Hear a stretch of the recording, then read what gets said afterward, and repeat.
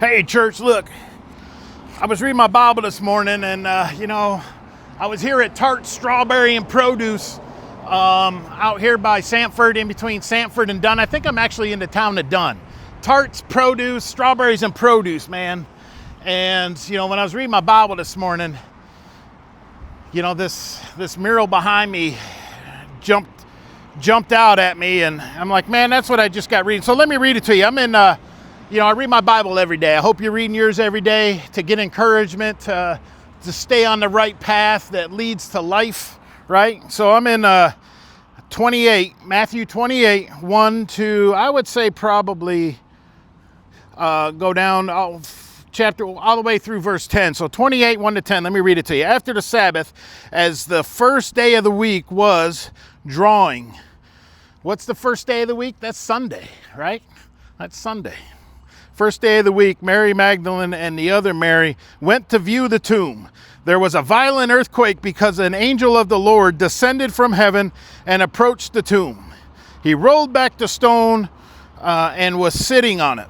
His appearance was like lightning, and his clothes was like the whitest snow. The guards were so shaken by fear of him that they became like dead men. The angel told the women, "Don't be afraid, because I know you're looking for Jesus, who was crucified. He is not here, for he has risen just as he said. Come and see the place where he lay. Then go quickly and tell his disciples, he has risen from the dead and indeed is going ahead of you to Galilee. You will see him there. Listen, I have told you." So this is an angel speaking, right? And then it goes on in verse 8.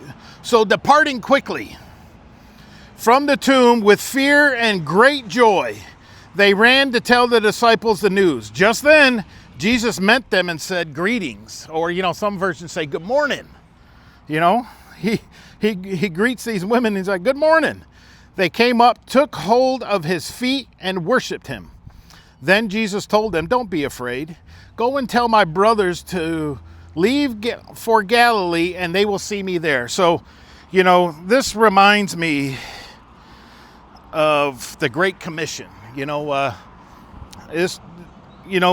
the women went seeking after Jesus, while the men, the 12 disciples, the 11, are hiding. They're off hiding behind locked doors because they're scared to death. I can imagine Simon Peter's probably worried about the APB put out him for cutting off somebody's ear. It's probably why he denied the young lady during Jesus' crucifixion that night. He denied him 3 times. He's probably afraid of the wanted posters that got put up looking for him.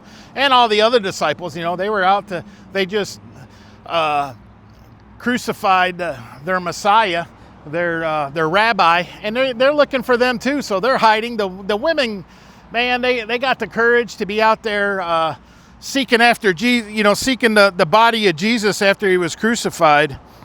And the guard told him, "Don't be afraid. You're looking for Jesus who was crucified. He's not here." And that reminds me, what Jesus are you looking for? What Jesus do you serve? Do you just serve the crucified Jesus or the resurrected Jesus? I see a lot of crosses with a image of what they believe Jesus looked like. Well, that ain't what Jesus looked like. He wasn't a frail, scrawny, beaten to death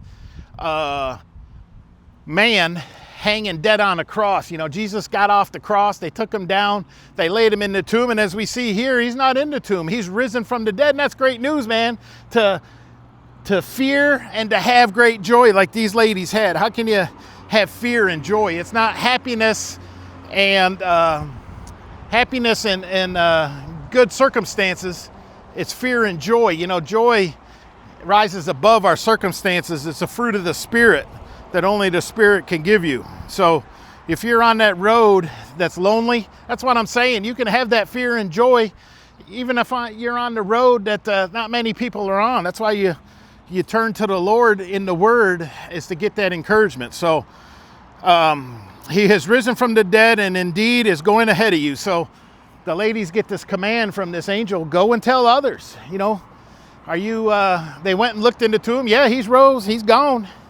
And remember, they saw the same thing that John and Peter are going to see, the wrappings of Jesus that is proved that he was there and that he rose from the dead, that nobody stole the body.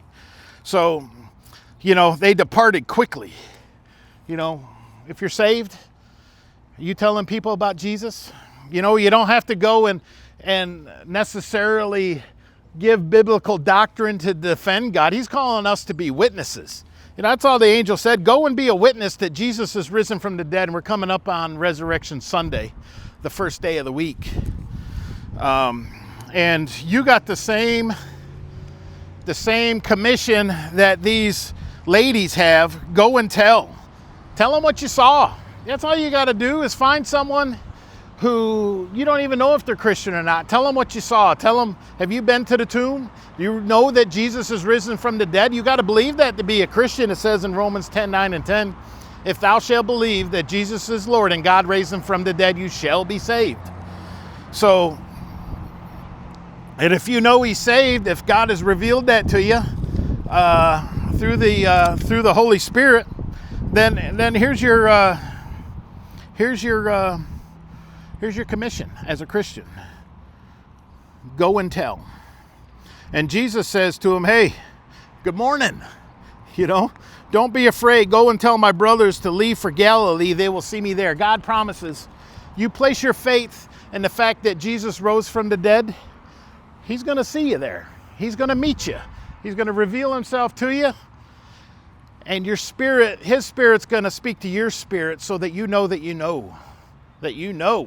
going to heaven, because you have surrendered to the revelation that these ladies received that morning.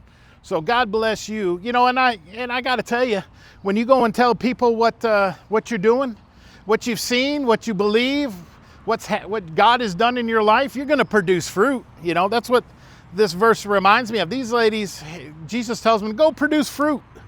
You know, are you producing fruit? Do you belong to a church that believes in going and telling, that has people in your church that can organize others to encourage them to go and tell others in your community? What's the point of having a church if you don't have the church going and telling? You know, he didn't tell these ladies, you know, go back home and sit there and don't do nothing. No, we got to belong to a Bible-believing church that organizes people and encourages them to go out and tell. So God bless you. Have a great day.